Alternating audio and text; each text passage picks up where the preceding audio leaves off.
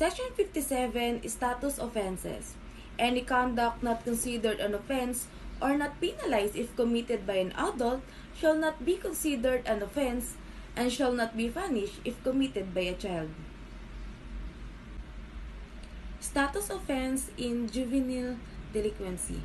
A status offense is a non-criminal act that is considered a law violation only because of a youth status as a minor. Typical status offense include truancy, running away from home, violating curfew, underage use of alcohol, and general ungovernability. The difference between delinquency and status offenses.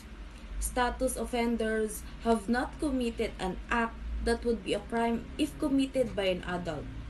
Delinquent youths have committed such an act. A theft or robbery by a juvenile is a violation of a criminal statute that applies to juveniles and adults. Section 58. Offenses not applicable to children.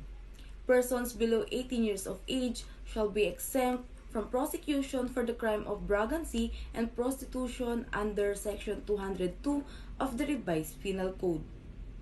Of mendicancy under Presidential Decree No. 1563 and snipping of rugby under Presidential Decree No. 1619, such prosecution being inconsistent with the United Nations Convention on the Rights of the Child, provided that said person shall undergo appropriate counseling and treatment program.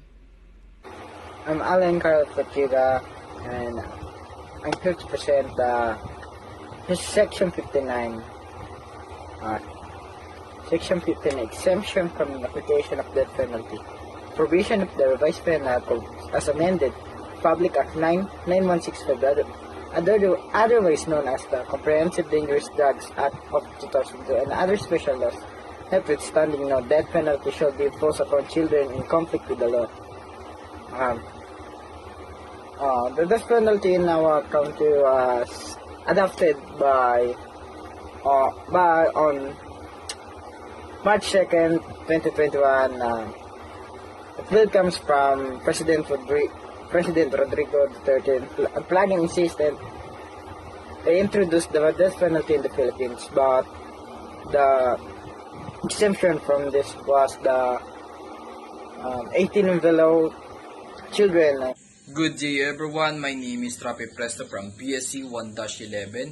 So for today's video, I'm going to report the Chapter 2, Prohibited Acts, Section 60, Prohibitions Against Labeling and Shaming.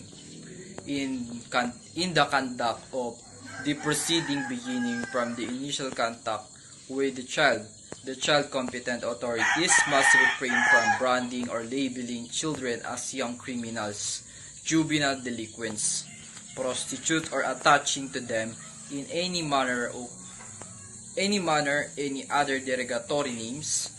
Likewise, no discriminatory remarks and practice shall be allowed, particularly with respect to the child class or ethnic groups. Dapat na umiwas sa pagtatak o paglalagay ng mga label sa mga kabataan bilang mga batang kriminal, mga juvenile delinquents, mga prostitutes. It's prohibited dahil dito ay nagkakaroon ng discrimination. Instead, we respect the child kung ano man ang kanilang estado o ethnic groups. Section 61. Other prohibited acts. The following and any other similar act shall be considered prejudicial and detrimental to the psychological, emotional, social, spiritual, moral, and physical health and well-being of the child in conflict with the law and therefore prohibited. Letter A. Employment of threats of whatever kind of nature.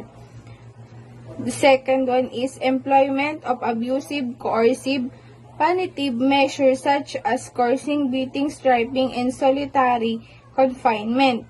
Then, employment of the degrading, inhuman, and cruel forms of punishment such as shaving the heads, pouring irritating corrosive and harmful substance over the body of the child in conflict with the law, or forcing him/her to walk around the community wearing signs with embarrass, humiliate, and degrade his personal and dignity, and compelling the child to perform involuntary servitude in any and all forms under any all instances.